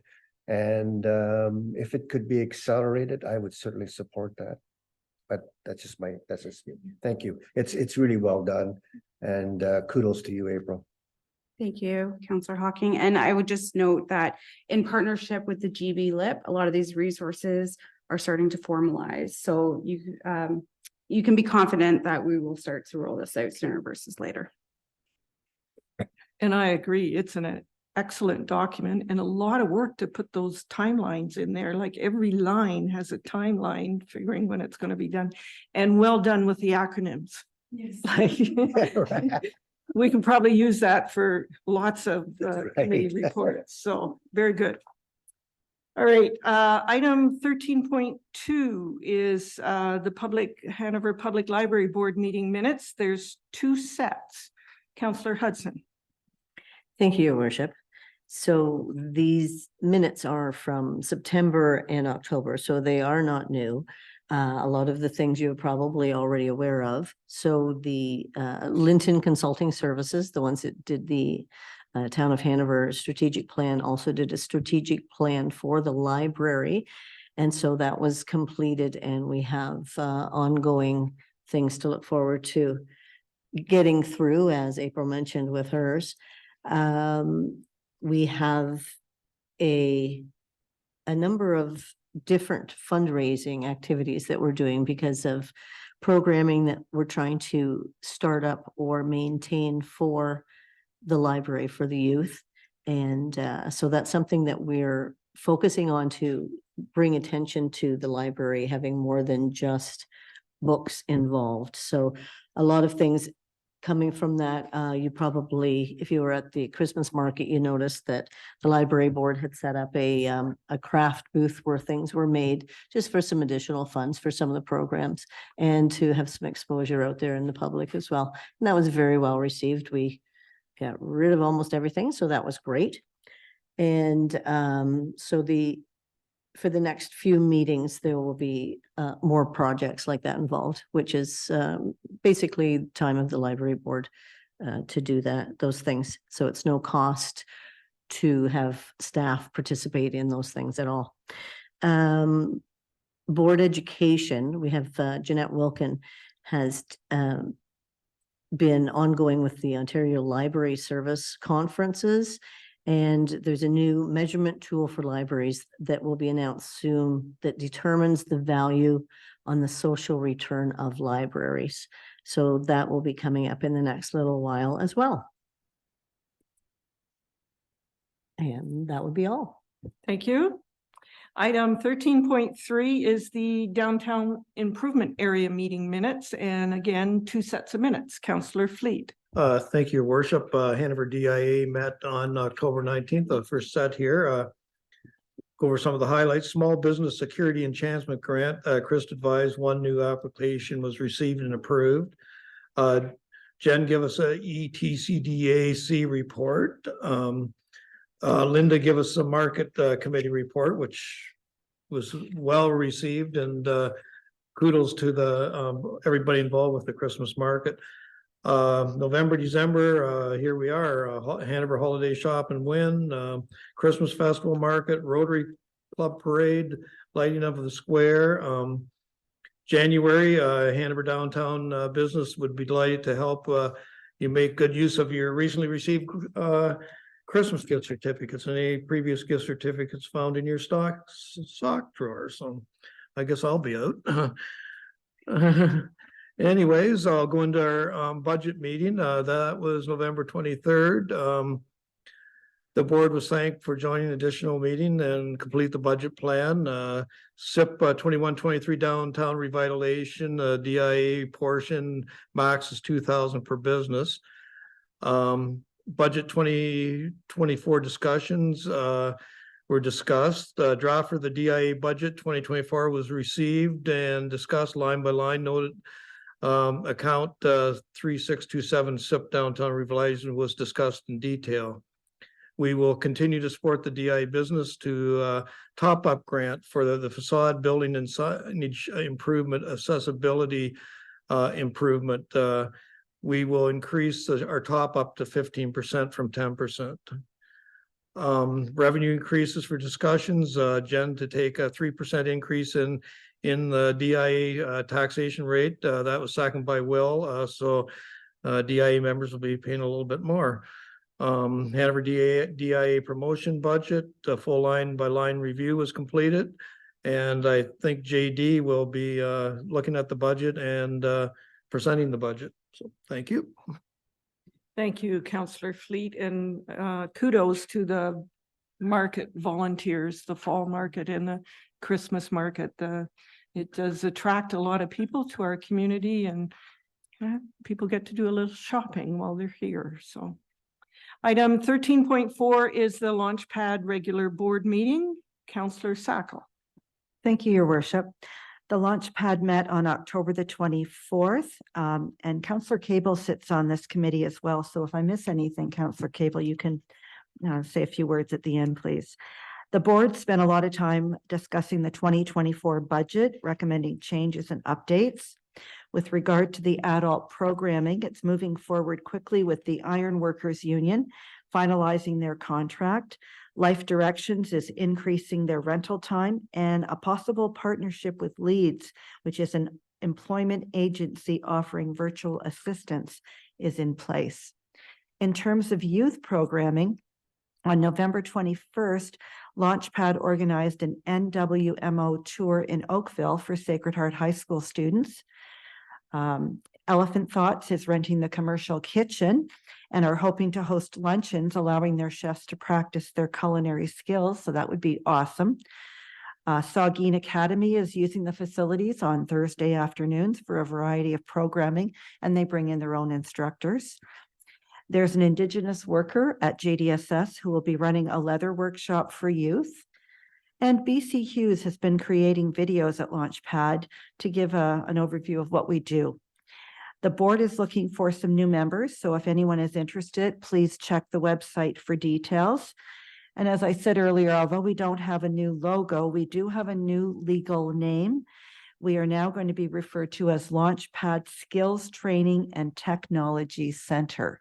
So the vision statement is we cater to youth and young adults who can discover and develop their strengths, skills, and passions to prepare for their future. So if you want to see the website for the missions and the values, or you can read that fantastic full-page spread we had in the Post on December 7th about Launchpad. Anything to add, Councillor Capel? No, I think you did an excellent job summarizing. I think the only thing that's not really captured in the minutes, because it happened after this meeting, but we do have Rebecca Broderick that's joined Launchpad as the new executive director. She started a couple of weeks ago, so she's kind of figuring things out. She is local. She's a graduate of John Diefenbaker Secondary School, previously worked at University of Toronto, and now has returned to the area. Yes. And I think a new name is right up there with a new logo. So you're on par. Okay, 13.5 is the Police Services Board meeting minutes from November 13th. And I will highlight those. In preparation of the business plan, the 2024 to 2026 business plan, a survey has been launched. You can find the link to the survey on the Police Services website, which is hanoverpolice.ca. And the survey is a requirement by the Police Services Act. And input and feedback is very important, as we all know. When you look at our strategic plan, it's just as important to the police as it helps set priorities and future direction of the service. Crime Prevention Week was held November 5th to the 11th, and the theme was to encourage residents and businesses to register their cameras on camsafe.ca. And the chief emphasized that this is a very useful program that may provide police with evidence for cases such as thefts, break-ins, and mischief, as well as more serious offenses. Evidence may often help locate a missing person or identify suspects.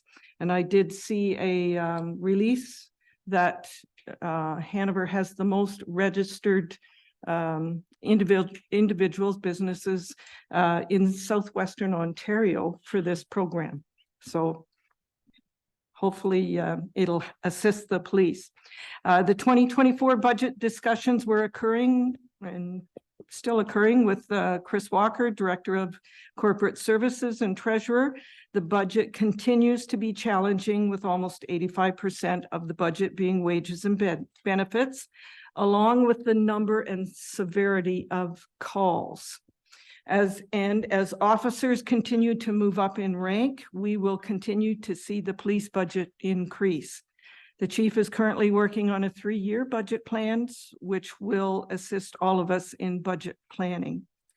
And for community events, the officers participated. This was in October, Safety Days at the Safety Village. Positive ticketing came to an end with 108 positive tickets handed out to youth. And that's for, wearing their helmet when they're riding their bikes, or, just following the rules or being polite and kind. And the officers participated in a trick-or-treat event at the Safety Village, and also with the DIA Chamber trick-or-treat trail, handing out 750 treats. So kids did very well between all the trick-or-treat trails. So, and that's it for those highlights. If anyone has questions, I'll try to answer them, or Councillor Hocking will. Seeing none, we'll move on. Thank you. Item 13.6 is the Committee of Adjustment meeting minutes, and that will be Councillor Cable. Well, thank you, Your Worship. The Committee of Adjustment met on December the 14th, and we had 2 applications that were reviewed. The first was minor variance application A723, which pertained to 1115 7th Avenue, very close to the top of the hill by, call it Becker's, but at the 10-4 junction. So the purpose of the application was to vary the zoning bylaw to allow for a change in square footage from an existing workshop that's going to become an additional dwelling unit. Currently, our zoning bylaw permits a maximum of 743 square feet, and the owner was looking to go to 1,296 square feet. So after discussion on that, the application was granted. The second minor variance application was number A823 pertaining to 587 10th Avenue. Councillor Fleet mentioned this application earlier. Essentially, they were looking to vary the zoning bylaw and as it pertains to the front yard setback, reducing that as well as the side yard setback. And again, we're looking to intensify and they're looking to make that into a more functional triplex. And so after discussion on that application, it was also granted. And that is all that I had to report. Thank you. Deputy Mayor Dickert. Thank you, Your Worship. And this is more of a question for Mr. Cooper. When I was reading through those minutes, it made mention of someone having a private well and using, I guess, that for irrigation and domestic uses is what I understood it as. How do we then recover if they're attached to our sewage system? How do we recover the full amount if there's well water going through our sewage treatment plant? If they're connected to a well and not on the municipal water system, what we do is we double bill them for the water. So it's not metered, so we don't have a way of recovering the water. There's very few that are not connected to our town system, but that is one that is not up on 7th Avenue. So there is no water meter in that residence at all, and we just flat rate it on an average basis? Is that what we do? That's right. It's they pay double the flat rate because there's no metered consumption. Okay, thank you. Councillor Cable. Thank you, Worship.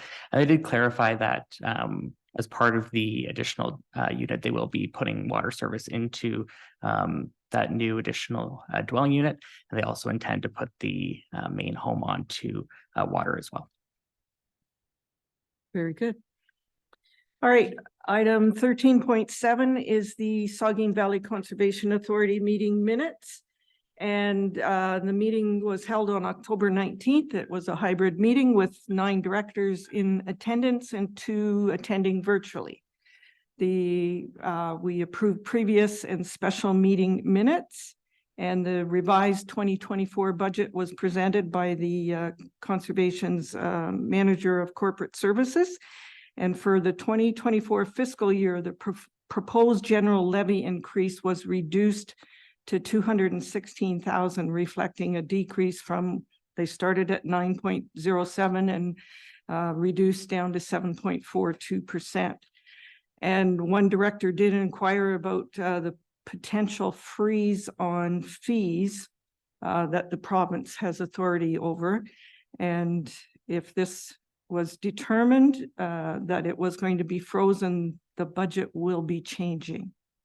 So I would assume that the conservation budget coming in will be coming in again, revised with a higher increase. They are working on it. I saw you lift your head there, Chris. The budget. Okay, questions or comments? Everybody's going through the budget. It's bad. Go ahead. So we did receive correspondence from Saugeen Valley Conservation Authority on Friday, I think it was. And that basically is because of that freeze, they are relooking at their budget. So we will stay tuned. Right. Okay. Oh, go ahead, Chris. Currently, they're asking for a 12% already. So if it goes up more, it'll be asking more. But again, 12% on theirs is like $12,000 to us. Yeah, it's 12% at their table. When it gets to us, because it's on per capita basis. Right now, it's 12,000 and some Yeah. dollars. Yeah, that's our increase. So. Okay, 13.8 is the Drinking Water Source Protection Committee meeting minutes from November 24th. And I will just say this committee works to ensure drinking water is clean, safe, and sustainable by protecting sources of municipal drinking water sources such as lakes, rivers, and well water.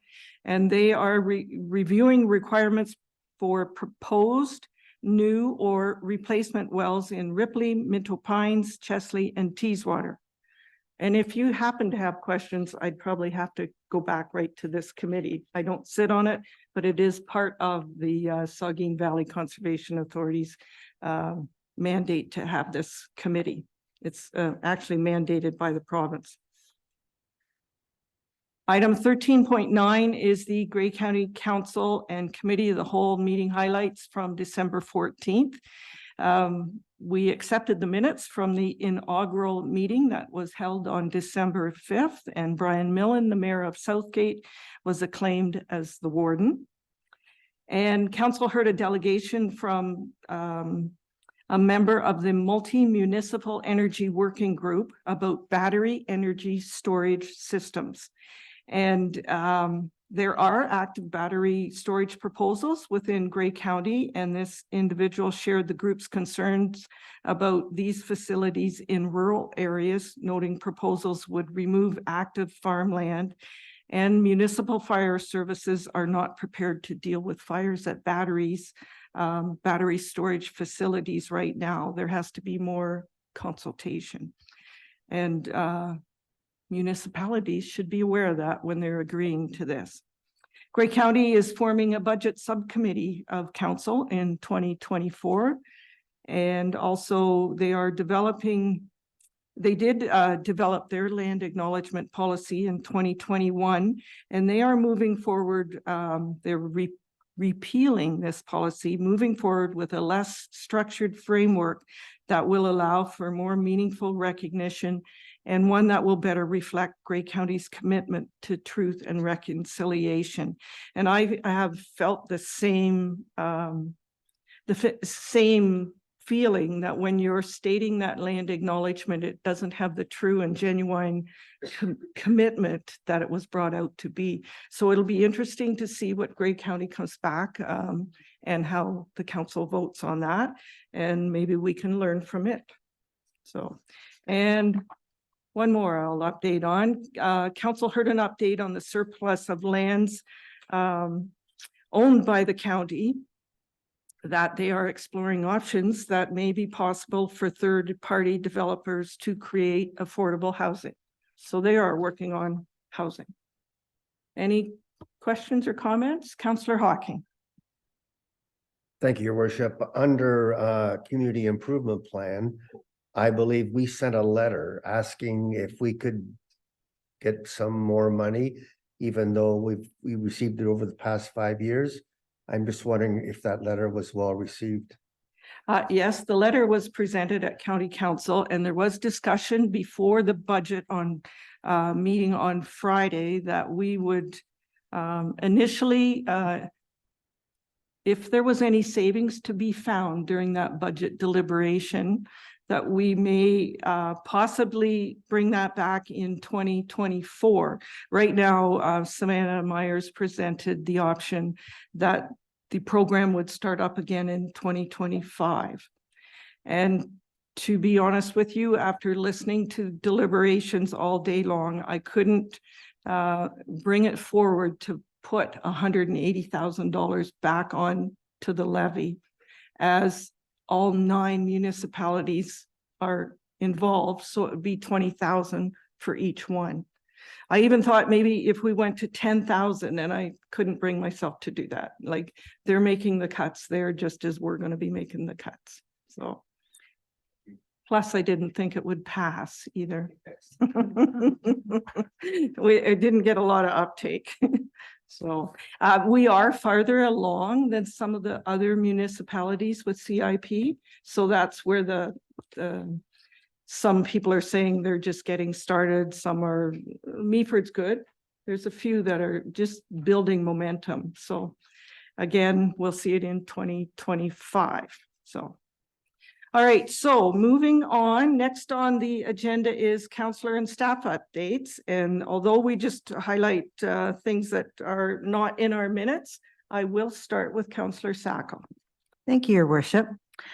Well, I was sitting in the theater this weekend and I got thinking about the renovation. How many months were we actually closed for month after month after month? And it was a long time, right? But I think I've been in the theater 4 weeks in a row because I went to see the Grey Bruce Singers and then I ushered Matilda with the Hanover Community Players 2 weekends. And then Saturday night, Shipyard Kitchen Christmas Party presented at the theater. And I thought, wow, isn't it great that it's being so well used? I was a little disappointed that there were only 50 people in the audience for that production, or I guess I should call it more of a concert, but it was wonderful. And I just don't think it was well advertised because everyone I asked about, nobody seemed to know what I was talking about. And that was only because someone recommended it to me. So I'm going to let you know that they're coming back. They performed, in sound as well, but they're coming back mid-March and their show is going to be different, obviously. It's going to be called Tom Thompson's Wake. So it's a story of Tom Thompson, the painter, and his works. So I thought that's pretty interesting and they're very good. So if you're looking for something to do, it'll be coming to Hanover mid-March. And I'd just like to wish everyone a Merry Christmas. Thank you. Thank you. Anyone else have anything they'd like to share? Deputy Mayor Dickert and then Councillor Fleet. Thank you, Your Worship, and just, echo Councillor Sacco's best wishes for a Merry Christmas to all residents and to our staff who have worked very hard through the year. And also like to give a shout out to our first responders who will be, a lot of them working over the Christmas period, and to our staff that have to keep wheels on it, the P&H Center, the water treatment plant and the water supply system. So thank you to them and especially to their families who continue to keep things running at home while they're out taking care of things for us. So all the best to all of those people.